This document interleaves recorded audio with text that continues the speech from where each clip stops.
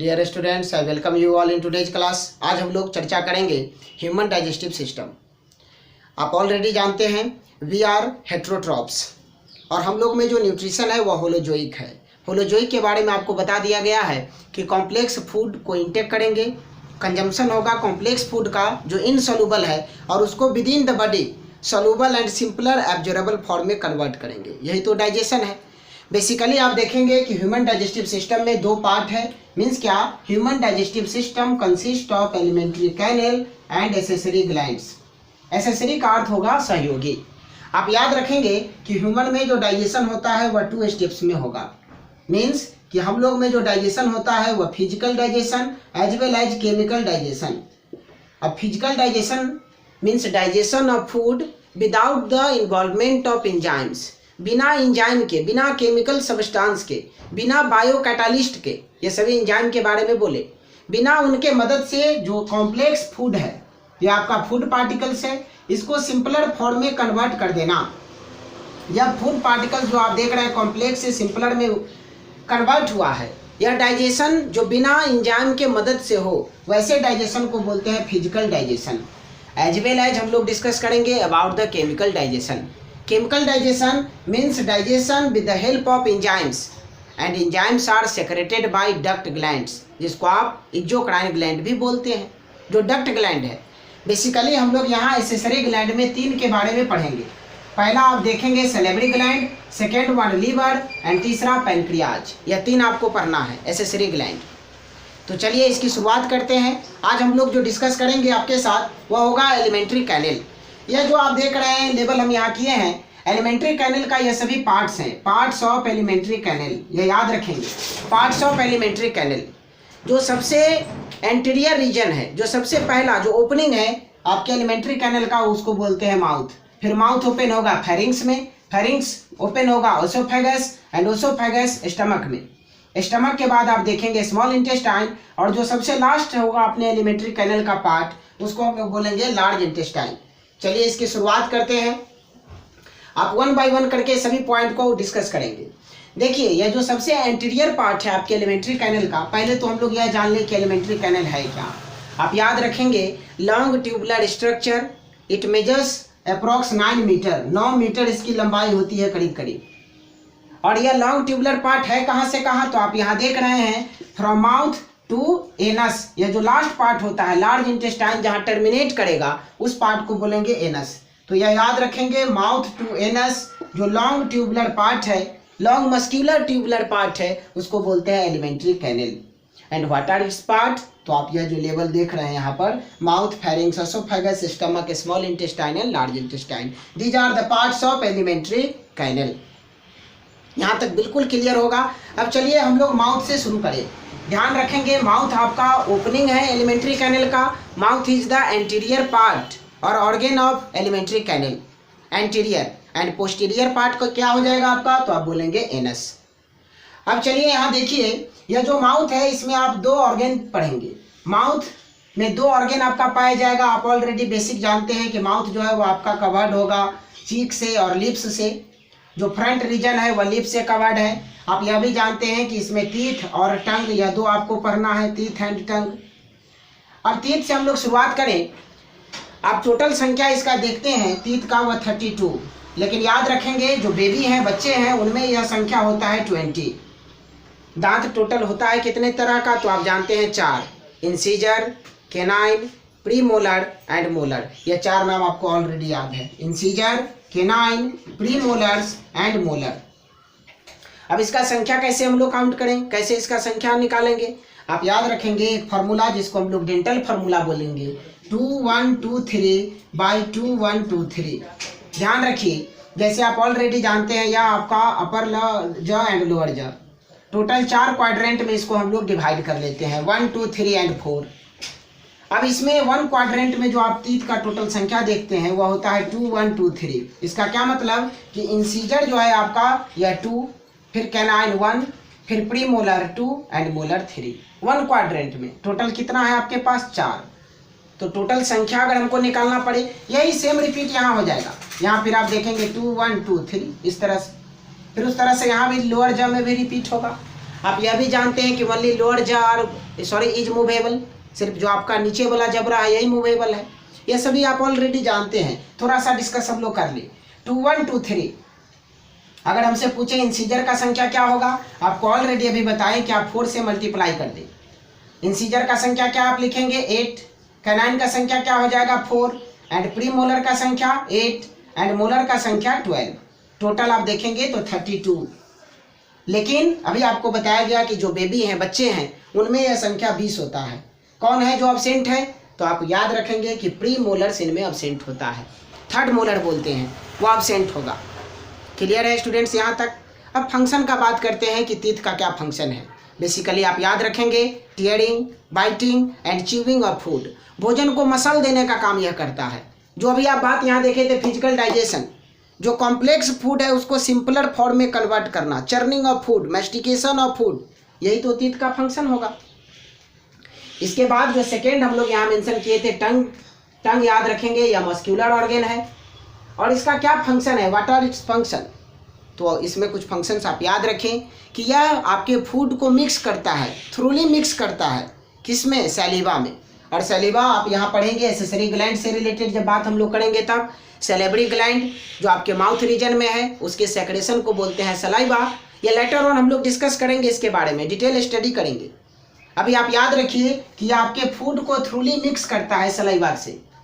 Second one, यह भोजन को निगलने में मदद करता है और जब आपके फूड को यह टर्न करेगा तो थ्रूली आपका फूड मैस्टिकेट भी होगा, एज वेल एज यह फूड सॉलोइंग में मदद करेगा, भोजन को निगलने में मदद करता है। आप 1-2 पॉइंट और भी जानते हैं, जैसे आपके लिए और भी, जैसे डाइजेशन के अलावा भी, जैसे आपको स्पीच में, बोलने में यह मदद करेगा टंग। यह सब कुछ बेसिक पॉइंट है जो इसके फंक्शन के तौर पर आप याद रखेंगे। हम लोग अभी बात किए सिर्फ और सिर्फ माउथ के बारे में। माउथ में आप जानें कि यह इंटीरियर ऑर्गन है जो क्या क्या कंसिस्ट करेगा, टीथ एंड टंग। उसके बाद याद रखिएगा कि माउथ ओपन होगा फेरिंग्स में। फेरिंग्स है क्या, सेकेंड वन, अब इस पर हम लोग चर्चा करें। फेरिंग्स का याद रखिएगा कि यह कॉमन पासेज है। कॉमन पासेज दोनों के लिए यह है, किन दोनों के लिए, तो आप याद रखेंगे यह ट्रैकिया एंड ओसोफेगस, जिसको हम लोग फूड पाइप भी बोलते हैं, यह दोनों के लिए कॉमन पासेज है। यहाँ जो यह कॉमन ओपनिंग है जहाँ पर दोनों है, आप देख रहे हैं कि यहाँ से यह ट्रैकिया है जो विंड पाइप है, एयर को लेके जाएगा, और ये वाला, और यह जो सेकेंड वन है आप ऑलरेडी जान रहे हैं कि यह फूड के लिए है। ध्यान से एक पॉइंट को आप याद रखें, यहाँ पर एक फ्लैप लाइक स्ट्रक्चर होता है इस तरह से। जैसे ही आपका फूड यहाँ पहुँचा ड्यूरिंग सॉलोइंग, जब भोजन आप निगलते हैं उस समय में यह जो फ्लैप लाइक स्ट्रक्चर है यह कवर कर लेता है आपके विंड पाइप को, यह नीचे की ओर आ जाएगा, कवर कर लेगा। यह प्रिवेंट करता है एक्चुअली फूड को इंटर नहीं होने देता है आपके विंड पाइप में। आपका फूड सिर्फ फूड पाइप में ही जाए, आपके विंड पाइप में ना जाए, आपके रेस्पिरेटरी सिस्टम में ना जाए फूड स्टफ। इसके लिए यहाँ पर epiglottis covers the wind pipe during सॉलोइंग of food, जब भोजन हम लोग निगलते हैं तब। फिर यहाँ आप याद रखें फेरिंग्स कॉमन पैसेज है। इसके अलावा आप याद रखें कि आपका फूड पहुँचेगा फूड पाइप में, यह आपका फूड पाइप है, और फूड पाइप आपको याद रखना है, फूड पाइप को ही हम लोग ओसोफेगस कहते हैं, और इसका फंक्शन होगा इट कनेक्ट्स ओरल कैविटी और buccal cavity to the stomach. यहाँ जो हम लोग फेरिंग्स का चर्चा किए, या जो रीजन है आपका फेरिंग्स, यहाँ आप देखिए माउथ, या दोनों को एक साथ हम लोग बकल कैविटी कहते हैं, बकल कैविटी, या इसी को हम लोग ओरल कैविटी भी कहते हैं, ओरल कैविटी या बकल कैविटी। तो आपके बकल कैविटी और स्टमक को जोड़ता है क्या आपका, तो याद रखेंगे oesophagus. Oesophagus connects the stomach किससे, आपके ओरल कैविटी से। क्लियर है स्टूडेंट्स यहाँ तक। अब चलिए ध्यान रखिएगा इस पॉइंट पर कि जो आपका ओसोफेगस है, या ओसोफेगस जो ट्यूबुलर स्ट्रक्चर है जिसको फूड पाइप बोले, यह जे शेप फूड रिजर्वियर में ओपन होगा, जिसको हम लोग क्या नाम दिए थे, स्टमक। यह ध्यान रखिएगा, यह जो आप देख रहे हैं जे शेप स्ट्रक्चर, यह वास्तव में हमारा क्या है, स्टमक। यह याद रखेंगे। स्टमक का क्या फंक्शन होगा, तो पहला जो याद रखिएगा यह फूड रिजर्वियर है, फूड को यह स्टोर करता है। एज वेल है जिसके पास ग्लैंड होता है, जो हम लोग यहाँ देखेंगे गैस्ट्रिक ग्लैंड, इसका कुछ सेक्रेशन होगा, फिर यह फूड को चर्न करेगा, कंप्लीटली मिक्स कर देगा। यहाँ से आप याद रखेंगे स्मॉल इंटेस्टाइन से फूड आपका पास करेगा, सॉरी स्टमक से फूड पास करेगा स्मॉल इंटेस्टाइन में। यह जो रीजन आप देख रहे हैं यह फर्स्ट पार्ट कहलाता है स्मॉल इंटेस्टाइन का, first part of the small intestine. इस पार्ट को बोलते हैं हम लोग ड्यूडेनम। 3 पार्ट इसमें भी आप जानिएगा स्मॉल इंटेस्टाइन में के बारे में। स्मॉल इंटेस्टाइन यहाँ से शुरू होगा, याद रखिएगा कि यहाँ पर स्फिंक्चर पाया जाता है, स्फिंक्चर जिसको हम लोग बोलते हैं पाइलोरिक स्फिंक्चर। स्फिंक्चर का क्या फंक्शन होता है कि यह रेगुलेटेड अमाउंट में, एक बार में ही जितना फूड यहाँ है सब का सब स्मॉल इंटेस्टाइन में नहीं जाएगा, रेगुलेटेड अमाउंट में फूड को यह अलाउ करता है to enter the small intestine, enter into the small intestine. Regulated amount में, लिमिटेड अमाउंट में, सर्टेन क्वांटिटी में फूड को यह अलाउ करेगा कि वह पास करके कहाँ पहुँचे, स्मॉल इंटेस्टाइन में। फिर फाइनली आप पढ़ेंगे स्मॉल इंटेस्टाइन को हम लोग बोलते हैं साइट ऑफ द डाइजेशन। या डाइजेशन का कंप्लीट डाइजेशन आपके फूड का यही होगा स्मॉल इंटेस्टाइन में।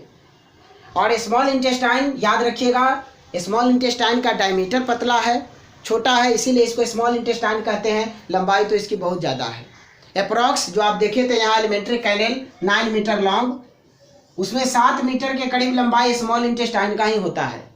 याद रखेंगे यह जो फर्स्ट पार्ट है ना इसका स्मॉल इंटेस्टाइन का, यही रिसीव करता है 2 का सेक्रेशन, लीवर्स एंड पैनक्रियाज, दोनों का सेक्रेशन स्मॉल इंटेस्टाइन ही रिसीव करेगा, एज वेल एज इसके पास इंटेस्टाइनल ग्लैंड है जो आपके डाइजेशन में मदद करेगा।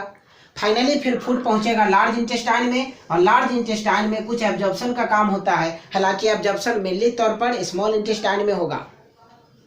उसके बाद आप जानेंगे कि लार्ज इंटेस्टाइन के पास फूड पहुंचेगा और वहां से एनस कनेक्टेड होता है, जहां पर स्फिंक्चर होगा, जो परमानेंट तौर पर क्लोज आप नहीं कहते हैं लेकिन मोस्टली क्लोज ही होगा। जब आपका डिफिकेट मैटर, जब आप इजेशन करते हैं उस समय वो ओपन होता है। वोल्वेंट्री एक्शन है जिसके द्वारा हम लोग अपने शरीर से वेस्ट को रिमूव करते हैं। यहाँ आप टोटल पार्ट के बारे में बस अभी तक देखे हैं, mouth, pharynx, oesophagus, stomach, small intestine and large intestine. कुछ बेसिक पॉइंट है जो आप याद रखेंगे, जैसे स्टमक का शेप जे शेप्ड है, ये किस रीजन में है आप ऑलरेडी जानते हैं, लेफ्ट साइड में आपके बॉडी की। 1-2 पॉइंट और हम लोग यहाँ मेंशन कर लें कि यह जो डाइजेशन है ह्यूमन में, डाइजेशन उसकी शुरुआत हो जाती है माउथ में ही, मतलब बकल कैविटी में। आप देखते हैं जब आपका बॉयल राइस है या आपका रोटी है, ब्रेड है, उसको कुछ देर अगर हम मैस्टिकेट करते हैं अपने माउथ में, अपने ओरल रीजन में, तो आपको स्वीट टेस्ट देने लगता है, मीठा टेस्ट देने लगता है। यह क्या होता है? Due to the digestion. Food जो है वह डाइजेस्ट हो गया है, जो कॉम्प्लेक्स फूड है वह ग्लूकोज के फॉर्म में कन्वर्ट हुआ है। तो आप याद रखेंगे डाइजेशन बिगिन कहाँ होता है, तो आप कहेंगे digestion begins in the oral cavity, mouth में डाइजेशन की शुरुआत हो जाएगी। किसका डाइजेशन यहाँ शुरू हुआ है? तो आप याद रखेंगे स्टार्च का डाइजेशन शुरू होगा, पार्शियल डाइजेशन होगा, डाइजेशन कंप्लीट नहीं, पार्शियल डाइजेशन ऑफ स्टार्च। और फिर नेक्स्ट याद रखेंगे कि डाइजेशन कंप्लीट कहाँ होता है, तो it is completed by small intestine. Small intestine में डाइजेशन आपका कंप्लीट हो जाएगा। एब्जॉर्प्शन, डाइजेशन स्मॉल इंटेस्टाइन में कंप्लीट। क्लियर है स्टूडेंट्स? शुरुआत कहाँ? तो माउथ में। लास्ट कहाँ होगा? तो स्मॉल इंटेस्टाइन में। अब थोड़ा सा स्मॉल इंटेस्टाइन या इंटेस्टाइन के बारे में आप थोड़ा सा बात को समझिए। जो आपका हर्बीवोर्स होता है, आप जानते हैं कि जो प्लांट है उनके पास क्या है? सेल्यूलोज। सेल्यूलोज है क्या? तो यह एक कम्प्लेक्स कार्बोहाइड्रेट है। सेल्यूलोज कम्प्लेक्स कार्बोहाइड्रेट है। इसके डाइजेशन के लिए जो एंजाइम की जरूरत होती है उसको हम लोग बोलते हैं सेल्यूलेज। यह याद रखिएगा, सेल्यूलेज।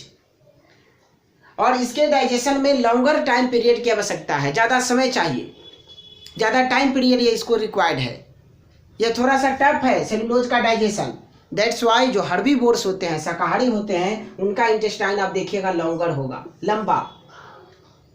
किसके कंपेयर में? कार्निवोर्स के कंपेयर में। कार्निवोर्स जो है, जो फ्लेश खाते हैं, फ्लेश मुख्य तौर पर किसका सोर्स है? आप जानते हैं ऑलरेडी कि यह प्रोटीन का सोर्स है।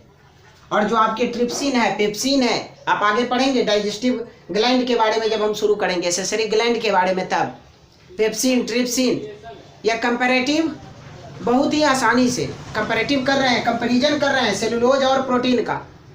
दैट्स वाई जो कार्निवोर्स हैं उनका इंटेस्टाइन छोटा होता है, शॉर्टर होगा। आई होप कि आप यह दोनों बात समझे हो, पार्ट्स ऑफ एलिमेंट्री कैनल आपका क्लियर हो। अब हम लोग नेक्स्ट वीडियो में आपके साथ शेयर किया जाएगा एसेसरी ग्लैंड्स और साथ ही साथ फिजिकल डाइजेशन, दोनों को कंबाइन करके हम लोग देखेंगे किस तरह से हमारा माउथ में फूड मैस्टिकेट होगा और फूड मैस्टिकेशन के साथ ही साथ किस तरह से डाइजेस्टिव ग्लैंड अपने सेक्रेशंस को वहाँ पर पहुँचाएंगे और क्या उसका रोल होगा, सभी के बारे में हम लोग नेक्स्ट वीडियो में चर्चा करेंगे। आई होप कि आप एलिमेंट्री कैनल के पार्ट्स को समझे हो। अगर वीडियो अच्छा लगा हो तो अपने साथियों के साथ चैनल को सब्सक्राइब करिए, शेयर करिए, कमेंट करना ना भूलें। Thank you for watching.